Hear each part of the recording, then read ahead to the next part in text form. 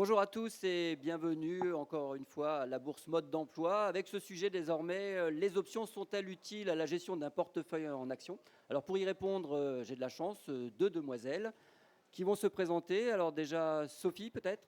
Sophie Duval, responsable de l'équipe produits dérivés chez B Capital. Et moi, je m'appelle Charlotte Alliot. Je travaille chez NYSE Euronext au développement des produits dérivés à destination des particuliers. Alors on va commencer par peut-être la question principale. Quelle est la définition d'une option? Alors, une option, c'est un droit qui vous permet d'acheter ou de vendre un actif sous-jacent à un prix déterminé à l'avance. Et ce droit est valable jusqu'à l'échéance de l'option. Il n'y a pas d'obligation, c'est juste un droit. L'acheteur a un droit et le vendeur a une obligation. On le verra tout à l'heure. Ce qui est formidable, c'est que ça permet en fait véritablement de se déterminer à l'avance un prix d'achat ou un prix de vente. Et si les conditions de marché vous sont favorables, vous allez pouvoir exercer ce droit. Mais alors, pour l'obtenir, il faut payer une prime. Alors on va y revenir là aussi, mais qui propose ces options? Alors, c'est moi qui les propose, enfin c'est moi, c'est NYSE Euronext qui les propose. Nous sommes émetteurs. Nous avons d'ailleurs une large gamme de produits à destination, à disposition des investisseurs. Nous avons des options sur l'intégralité des actions qui composent l'indice CAC 40, mais aussi sur une vingtaine d'actions qui composent l'indice SBF 120. Nous avons bien évidemment l'option sur indice CAC 40 qui permet de prendre position sur l'indice et c'est en général le produit favori des particuliers. Alors, si j'ai bien compris, c'est un contrat qui lie un acheteur et un vendeur, mais qui est le vendeur? Ça peut être vous, ça peut être ou un market maker, quelqu'un qui assure la liquidité sur le marché. Parce qu'il existe une multitude d'options, une multitude de sous-jacents, une multitude d'échéances, une multitude de prix d'exercice. Et donc, la liquidité est assurée par des market makers qui sont liés par un contrat avec NYSE pour que vous puissiez traiter. Mais vous, particulier, vous pouvez être à la fois acheteur ou vendeur de l'option. Mais est-ce que le vendeur doit nécessairement posséder le sous-jacent avant la fin de l'option ou avant l'exercice de l'option? C'est préférable. Effectivement, quand vous allez être vendeur d'options, vous allez vous engager, par exemple dans le cas d'une option d'achat, dans le cas d'un call, vous allez vous engager à vendre des titres. Et si la personne que vous avez en face de vous, les conditions de marché sont favorables, il va vous demander de vous exécuter et vous allez devoir vendre des titres ou certainement à des conditions moins intéressantes que celles qui sont sur le marché.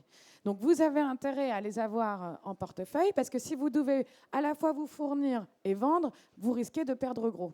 Et c'est une position qu'on appelle en général la vente à découvert et qui est fortement déconseillée. Et les brokers, d'ailleurs, les intermédiaires tels que toi, Sophie, vous préparez vraiment les particuliers là-dessus.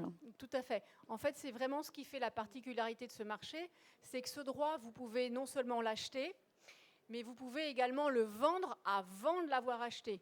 Et qui dit vous vendez un droit, dit que vous encaissez. C'est le seul outil aujourd'hui sur la place qui vous permet de faire ça. Donc quand vous utilisez une option et que vous vendez une option, que ce soit un call ou que ce soit un put, vous encaissez. Aujourd'hui, quand vous avez un portefeuille avec des titres vifs, vous encaissez vos dividendes, mais je veux dire, au pire des cas, vous achetez un warrant pour vous couvrir, mais dans aucune manière, vous pourrez encaisser. Alors que quand vous vendez une option, que ce soit un call ou un put, vous encaissez. Et donc là, Charlotte vous a expliqué la vente de call, pourquoi donc il y avait une nécessité d'avoir les titres, enfin une nécessité par prudence d'avoir le sous-jacent. Quand vous vendez un put, votre obligation, elle est éventuellement d'acheter le titre. Donc dans ce cas-là, il n'y a pas déjà l'obligation d'avoir le titre en portefeuille. Mais alors, si là encore j'ai bien compris, le vendeur est lui soumis au bon vouloir de l'acheteur. Alors, tout à fait. Tout à fait. L'acheteur, en fait, lui, celui qui paye le droit. Donc vous, si vous achetez un droit, vous payez pour avoir quelque chose, vous payez pour pouvoir acheter à un certain prix un actif sous-jacent, ou vous payez pour pouvoir vendre à un certain prix votre actif. Et donc c'est vous qui décidez ou pas d'exercer votre option. Et donc la personne qui s'est mise en face de vous, donc le vendeur, lui est dans une obligation. Et donc dans une obligation, si l'acheteur le détermine ou pas. Alors, ce n'est pas un acheteur qui vous appelle au téléphone et qui vous dit j'exerce mon droit. C'est encadré par un marché, il y a une chambre de compensation. Et puis, il y a ce qu'on appelle à l'échéance, j'empiète peut-être, Charlotte, il y a ce qu'on appelle à l'échéance un exercice qui est automatique. C'est-à-dire que si vous achetez, par exemple, un call BNP 38, donc c'est-à-dire que vous achetez un droit qui vous permet d'acheter le titre BNP à 38 € à la fin du mois, ce droit, vous allez le payer. Il vous donne le droit d'acheter le titre BNP à 38 €. Et qu'est-ce qui va se passer à la fin du mois? Si le titre BNP, par exemple, est à 40 €, eh ben vous allez automatiquement exercer votre droit. Pourquoi? Parce que l'action vaut plus que ce que vous aviez décidé d'acheter. Donc NYSE Euronext organise l'exercice de façon automatique pour que vous, de toutes les façons, si ça soit dans votre intérêt à vous, si vous êtes en droit d'exercer votre option, ça soit fait automatiquement. Sinon, vous avez la possibilité de le faire. Si pour une raison ou pour une autre, vous souhaitez exercer votre option, même si vous n'avez pas, par le cours de marché, forcément une obligation de le faire, eh ben, vous pouvez le faire en déclarant à votre intermédiaire le fait d'exercer votre option. Mais finalement, il n'y a que 4 possibilités avec les options. Achat d'options d'achat, achat d'options vente, vente d'options d'achat, etc. Oui. Effectivement, vous avez 4 positions. Donc, vous choisissez celle qui vous correspond le mieux à vos anticipations, à votre portefeuille. Mais ce qui est intéressant, c'est que c'est absolument pas restrictif. Ce qui est extraordinaire avec les options, c'est leur flexibilité. Tout d'abord, Sophie parlait du choix. C'est vrai qu'il y a énormément d'instruments, que ce soit en termes de sous-jacent, de prix d'exercice, etc. Vous avez beaucoup de choses à votre disposition. Mais surtout, ces options, ces positions, vous pouvez les combiner entre elles. Et ça, c'est extraordinaire parce que ça va vous permettre en fait, de mettre en place des stratégies parfaitement adaptées à ce que vous avez en portefeuille et à ce que vous anticipez et de pouvoir venir vraiment affiner vos anticipations. D'ailleurs, comment se présente une option? On a quoi? Un prix d'exercice, une échéance, un volume? Alors, vous choisissez, en fait, pour les options sur action, alors il existe 2 styles d'options. Il existe les options de style américain. Donc, quand vous achetez une option de style américain, rien à voir avec l'origine du sous-jacent, vous avez le droit, vous allez acquérir 100 actions si vous exercez votre option. Pour les options de style de style européen, vous avez le droit à... Je suis désolée, je suis attaquée par une bête. Et vous avez le droit à acheter une option égale 10 actions. Voilà, pour les options de style européen. Donc du coup, vous allez avoir différentes manières d'exercer vos droits, quoi. Donc, c'est-à-dire que l'option de style américain, vous allez pouvoir l'exercer à tout moment, et l'option de style européen, simplement à l'échéance. Et il y a aussi un effet de levier intrinsèque. Oui. Alors oui, il y a un effet de levier. Il y a un effet de levier, pourquoi? Parce que quand vous allez prendre le droit que vous achetez, vous coûte beaucoup moins que si vous aviez acheté le sous-jacent. Je reprends l'exemple sur le titre BNP. Vous achetez 100 titres BNP à 38 €, vous déboursez 3 800 €, alors que si vous achetez un call BNP 38 sur une échéance proche ou plus ou moins lointaine, ça ne va pas du tout vous compter 3 800 €. Donc l'effet de levier, il est là. Et plus le sous-jacent va monter, plus le petit droit que vous avez acheté, donc votre option va s'apprécier, et donc en pourcentage, votre droit, il aura pris beaucoup plus que le sous-jacent. Donc c'est pour ça qu'on parle d'effet de levier. Et à l'inverse, quand vous vendez le droit, vous encaissez, et plus le temps passe, puisque vous avez vendu votre droit sur une échéance, plus vous encaisserez de la valeur temps, et donc plus votre petit droit que vous avez vendu vaudra moins cher, et comme ça, vous pourrez le racheter beaucoup moins cher. Quand on investit dans les options, on aime la volatilité, hein. On aime la possibilité qu'en fait, il y ait des variations de cours sur le sous-jacent qui fait que vos anticipations vont se réaliser ou pas, mais qu'il y ait du mouvement. Plus il y a de volatilité, plus il y a de chances que vos anticipations se réalisent. Donc du coup, forcément, à ce moment-là, la prime va se valoriser elle aussi, hein. Mais ce qui est très intéressant aussi sur les options, les options aiment beaucoup la volatilité, c'est sûr. On aime également beaucoup quand les marchés sont plats. Pourquoi ? Parce que c'est le seul outil également qui vous permet de travailler un marché qui ne fait pas grand-chose. Là, par exemple, récemment, on était sur des niveaux d'indice, enfin très récemment, qui étaient compris dans un trading range 3350, 3450, 3470. Les options sont un très bon outil pour mettre à profit. Pourquoi? Parce que sinon, si vous achetez un tracker, l'écart il n'est pas forcément significatif, alors que sur les options avec l'effet de levier, votre écart il est significatif. Quand vous achetez une option, votre risque il est limité au droit que vous avez acheté. C'est-à-dire quand vous achetez un droit pour 150 €, ou 200 €, 300 € ou 500 €, votre risque il est limité à ces 500 €. Comme quand vous achetez une action, votre risque, vous ne risquez pas de perdre plus. Quand vous vendez une option, le risque, en fait, vous vous engagez, finalement, vous avez pris un engagement. Donc, si vous vendez un call et que vous avez les titres, votre risque, c'est de vendre les titres au prix d'exercice que vous avez choisi. Et quand vous vendez un put sur un actif sous-jacent, votre risque, c'est de devoir l'acheter. Donc, il faut toujours être sûr de vouloir bien acheter éventuellement un titre au prix d'exercice que vous aviez choisi. Et que se passe-t-il si je n'exerce pas mon option? Alors, vous n'exercez pas votre option, donc c'est dans le cadre d'un acheteur. Vous êtes acheteur, vous n'exercez pas. Eh bien, vous avez votre perte maximum, c'est la prime. Sinon, vous avez toujours le choix jusqu'à l'échéance de l'option. L'acheteur de l'option, il a toujours la possibilité de le revendre à tout moment.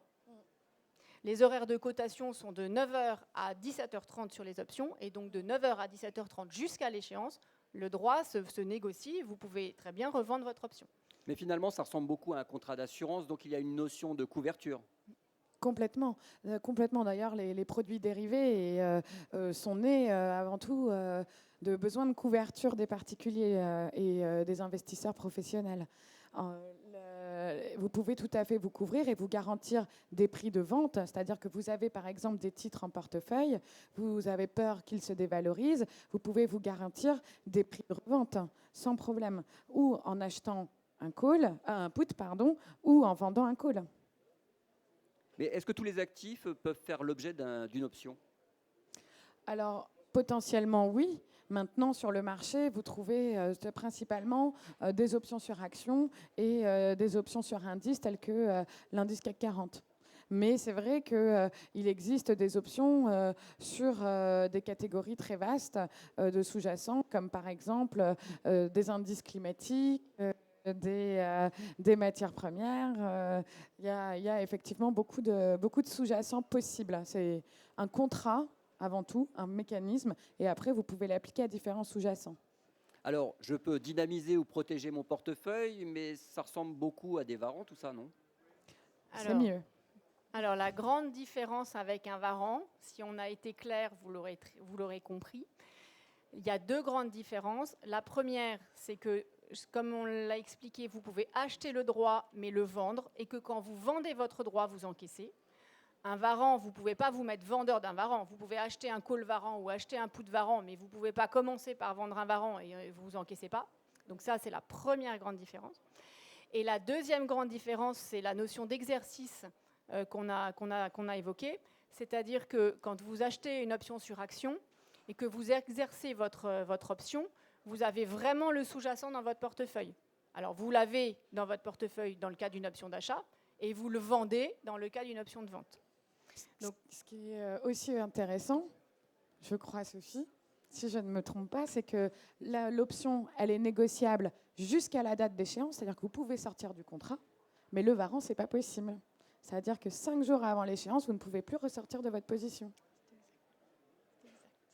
Et y a-t-il un intérêt à mixer les options sur un même sous-jacent?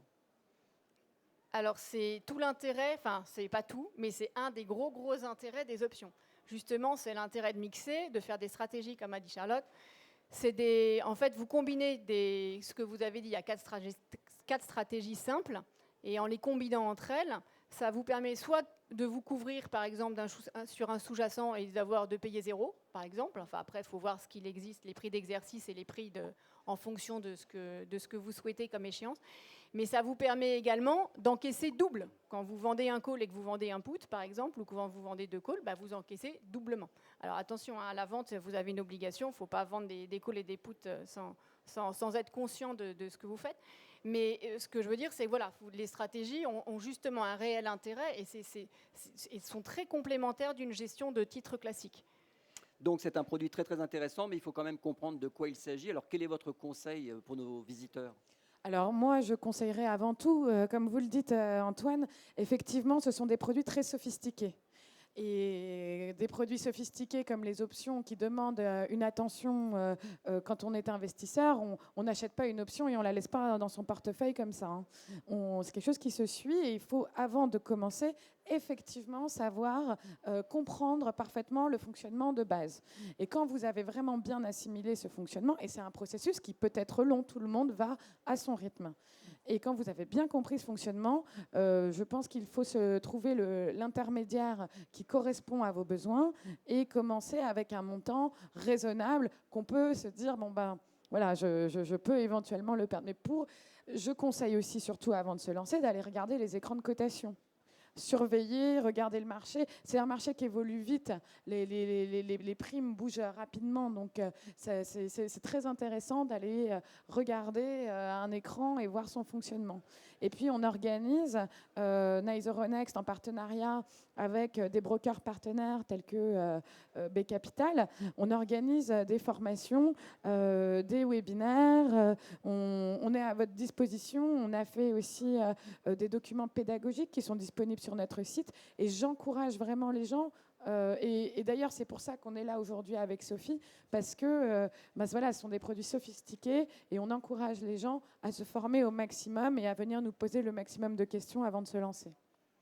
Tout à fait. Donc n'hésitez pas, si vous avez besoin de quoi que ce soit vous vous connectez sur le site de Nice Euronext où vous avez tous les liens sur les webinaires et vidéoconférences, soit sinon vous allez voir la charmante personne Laure, parce que nous organisons également des webinaires et des ateliers chez B Capital pour éduquer nos clients sur les options. Donc n'hésitez pas, si vous avez besoin, la personne en noir là vous distribue nos coordonnées pour que vous puissiez nous joindre.